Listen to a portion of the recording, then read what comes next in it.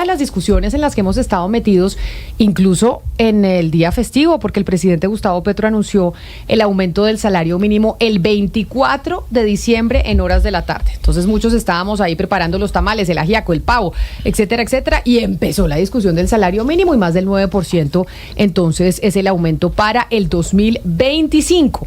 Sin embargo, pues, Marcela, entendamos qué es lo que está indexado al salario mínimo y qué no. Más allá de la discusión si estamos de acuerdo en que suba a 9.54 o no, o si eso va a generar mayor informalidad o no, más allá de esa discusión económica, ¿qué cosas nos van a subir exactamente ese porcentaje?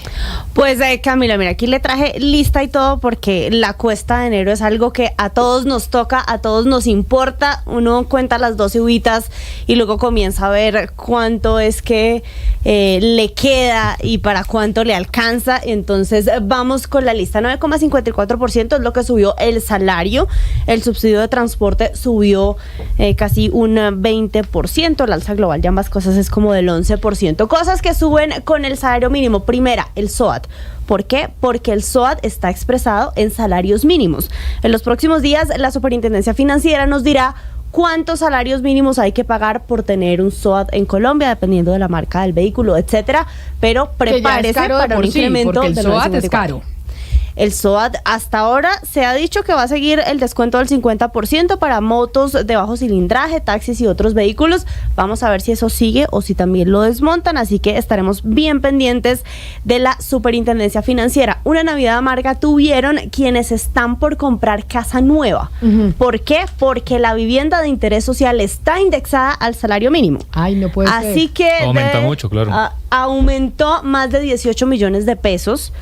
Porque las constructoras se pegan al umbral. En Bogotá, una vivienda de interés social quedó valiendo 213.4 millones de pesos, 18 millones y un poquito más adicionales a lo que valía en 2024. Pero entonces, Marcela, la gente que quería comprar casa de interés social el próximo año, pues está fregada, no solo por el tema del salario mínimo, sino porque se acabó. Porque además no hay subsidios. Mi casa ya, solo hay el subsidio de las cajas de compensación familiar y va a ser más caro. O sea, tener casa propia de interés social va a ser más difícil en el 2025. Tener casa nueva va a ser más difícil, digamos, comprar para estrenar va a ser un poco más complicado. Esto afecta en especial a quienes ya le dieron, a quienes ya separaron su casa en el proyecto y están pagando la cuota inicial, porque hasta que no le desembolsen el crédito, hasta ese día usted no sabe ni la tasa de interés que le van a cobrar con exactitud, ni si aplicó o no aplicó a subsidios, y tampoco, en este caso, el precio definitivo, porque eso varía cada año con el salario mínimo.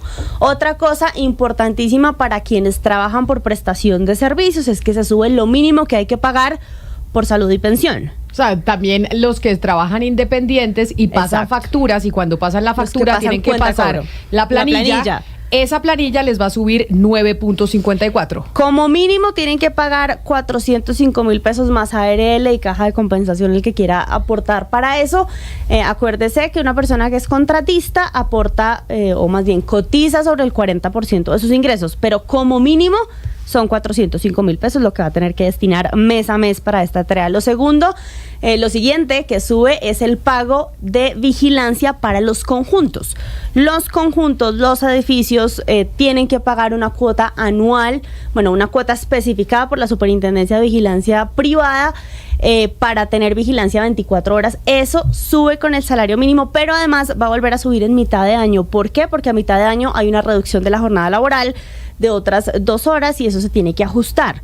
Los vigilantes no les dan esas 2 horas, pero se las pagan como extras. Pero entonces la vigilancia privada, y eso lo veníamos hablando incluso desde el año pasado, hace un año cuando estábamos hablando del salario mínimo y el aumento, es que en Bogotá, yo no sé si eso mismo esté pasando, Ana Cristina, en Medellín, en Cali o en Barranquilla, muchos edificios que tienen vigilancia privada pues han decidido automatizar los edificios, hacer la inversión. Entonces yo, como tener vigilante hace que la administración me salga muy cara, pues prefiero hacer la inversión de automatizar el edificio, ya no tener vigilante, y que la administración me salga más económica. No sé, Ana Cristina, en Medellín eso se está viendo, porque en Bogotá yo conozco varios edificios que ya han automatizado.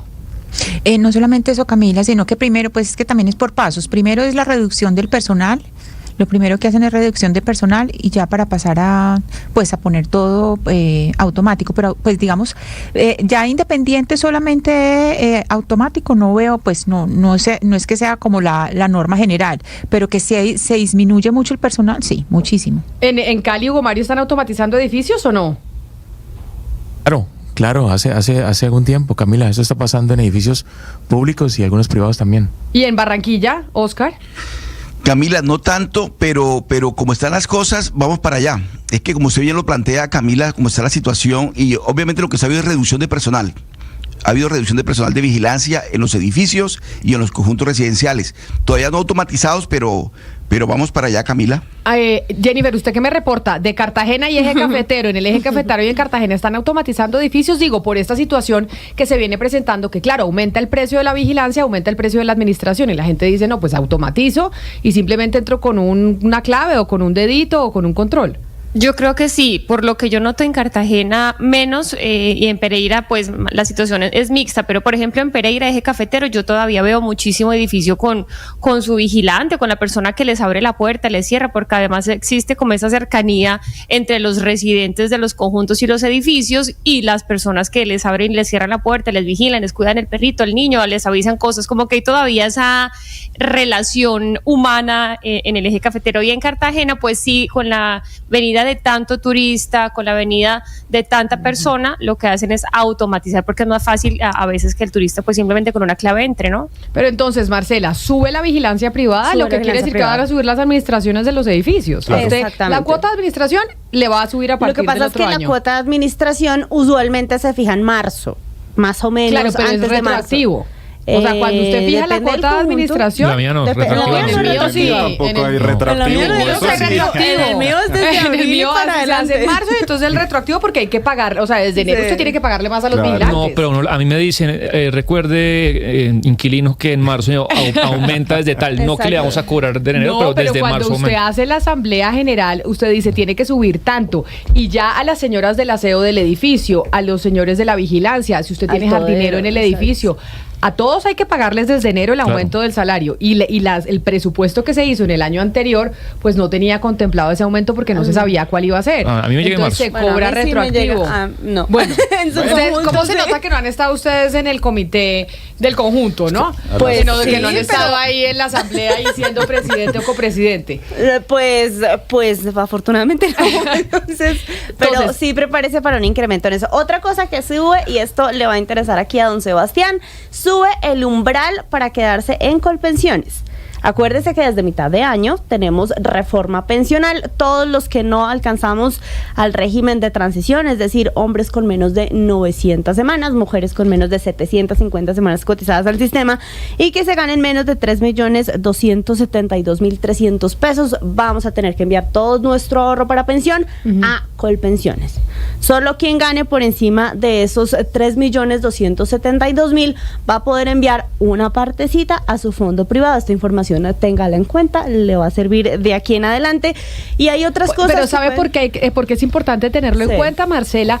Porque solo se sube este 9.54% a los que se ganan el salario mínimo. Puede que si usted se ganaba 3 millones de pesos y no le aumentan el 9.54%, sino menos porque en su empresa tomaron esa decisión, por ejemplo, puede que usted ya entre dentro del grupo que solo se queda en Colpensiones y no manda ningún fondo privado. Exactamente, puede que usted caiga, puede que no estaba en el umbral este año, pero con el cambio de año ya cayó dentro del umbral. Más personas vamos a estar ahí dentro de ese umbral. Y hay otras cosas que suben con el salario mínimo, pero de forma indirecta. No es que le vayan a poner el 9.54 en la puerta, pero prepárese para incrementos en servicios, en cosas que tengan que ver como servicios. Le voy a poner el ejemplo más común y lo vamos a ver seguramente en las primeras semanas de enero, el corrientazo.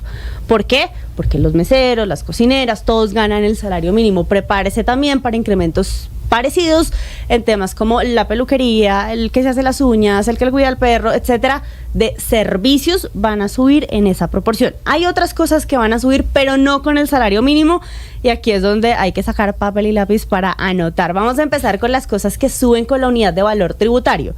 Esa se utiliza desde hace varios años para no indexar toda la economía al salario mínimo y reducir el impacto en Y de algunos hecho segmentos. eso era lo que quería la ministra de Trabajo, desindexar muchas de las cosas que hoy están indexadas al salario mínimo. No sé eso en qué quedó. Eso ¿En qué es quedó. lo que van a desindexar adicional para que no todo tenga que subir lo que sube el salario mínimo y así evitar muchas de las críticas que hacen al aumento de ese salario? Como para que no se pierda en los primeros días. Bueno, a estas cosas, este grupo de cosas van a subir 5,81%, que es lo que subió la VT. El ejemplo más importante tiene que ver con las multas de tránsito. Ok.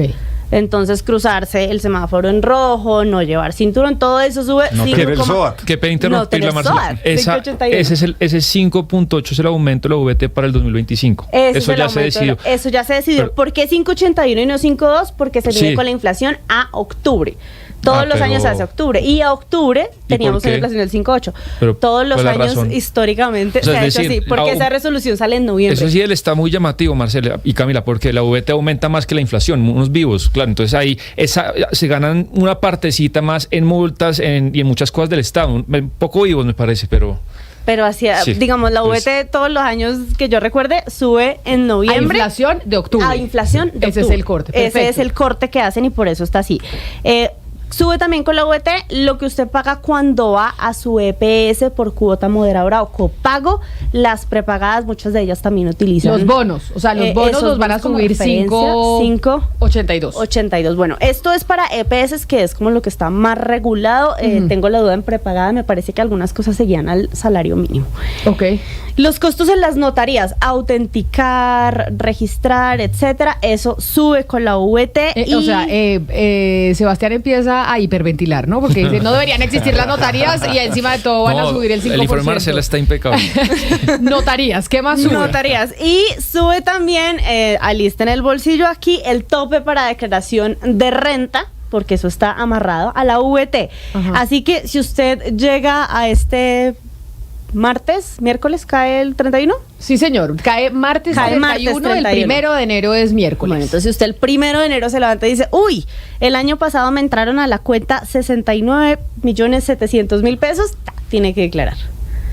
No importa si usted le prestó el NECI a su papá, Pero no, si le repítame la recibió cifra plata al porque así tío. sabemos más o menos mensualmente cuánto se tendría que ganar una persona para empezar a declarar renta. ¿69 millones? 700.000 pesos, pero divídalo en 13.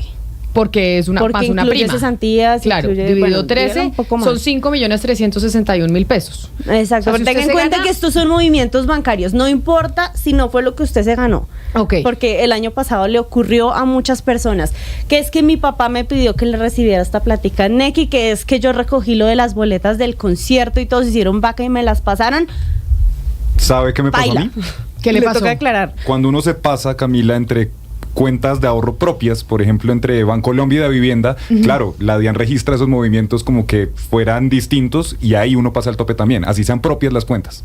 Ah, pero eso es un error del sistema, ¿no? No, porque ahí lo que pasa es que la DIAN dice eso es movimiento, eso no quiere decir que sea su ingreso. Exacto. Entonces se tiene que aclarar para explicarle a la DIAN, oiga, eso Tal no es cual. lo que yo me gano, eso era una transacción Entre de yo con cuentas yo, mías. entre de un Exacto. bolsillo a otro. O por ejemplo, en mi casa lo que pasa es que mi marido me pasa las cosas de la casa o lo que él aporta para la casa a mi cuenta porque yo soy quien paga todo. Claro. Ah, no, los de la DIAN creen, me mandan una declaración sugerida como si yo me gano lo mío y lo de él y yo no. Por él eso es que declara nunca lo haga suyo, la yo declaro declaración lo mío. sugerida, porque si es la No. declaración No. sugerida, usted paga mucho más. Ahí No, es ahí donde sí le es que toca a ya. uno contratar al contador. De todas maneras, es bueno tener su contador a la hora de hacer la declaración de renta y tener en cuenta 69,7 millones de pesos. Si usted tiene un patrimonio sin deuda por ese valor, también tiene que declarar. Ok. Que tiene una casa, que le heredaron algo, ahí también tiene que declarar. Eso no implica que tenga que pagar. Pero si usted, Sí le tiene que decir al acuérdese Estado que el lo Estado tiene. anda sin plata y anda buscando, andan muy eficientes mandando correos desde la DIAN. Pero eso está muy bien, que sean eficientes. Entonces, si usted da papaya, se gana su mala sorpresita y su correo por no declaración o declaración extemporánea, esa multa también sube con la VT.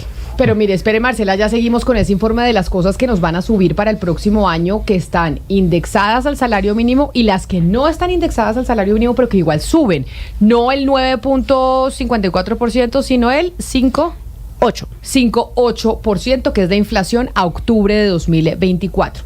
Sin embargo, en medio de la discusión del salario mínimo entre empresarios, centrales obreras, gobierno nacional, este año nuevamente salió por decreto, hay algo de lo que hemos venido hablando, David, durante todo el 2024, y es uno de los sindicatos más importantes del país, que es la CGT. Y es que esos están divididos. ¿Tienen como cuántos presidentes? ¿3? Son 3, Camila. Luego del fallecimiento del señor Julio Roberto Gómez, recordemos que llega el señor Percio Yola, ¿sí? Hubo una nueva junta directiva del CGT en donde, pues digamos, se declararon independiente del gobierno de Gustavo Petro, y ahí llega Miriam Lustriana, ¿sí? Entonces ahí van 2 presidentes del CGT. Que esa novela la vivimos todo este 2024. Esa novela la vivimos, y luego de eso llega la presidencia del señor Jaime Cortés Suárez, que son las minorías de la CGT, que digamos ellos dicen que no son ni de Miriam Luz ni del señor Percio Yola. Entonces no aceptan los resultados, ¿cierto? Y por eso llega la tercera facción del CGT, que es del señor Jaime Cortés Suárez. Ahí está la división del CGT, y eso fue lo que hemos venido informando este año. Claro, porque son importantes estas facciones de los sindicatos, porque al final los sindicatos son los que se sientan a negociar por todos los asalariados. Si usted está asalariado, yo soy asalariada, pues allá se están sentando a hablar por nosotros. Jorge Iván Díez es el presidente de la CGT.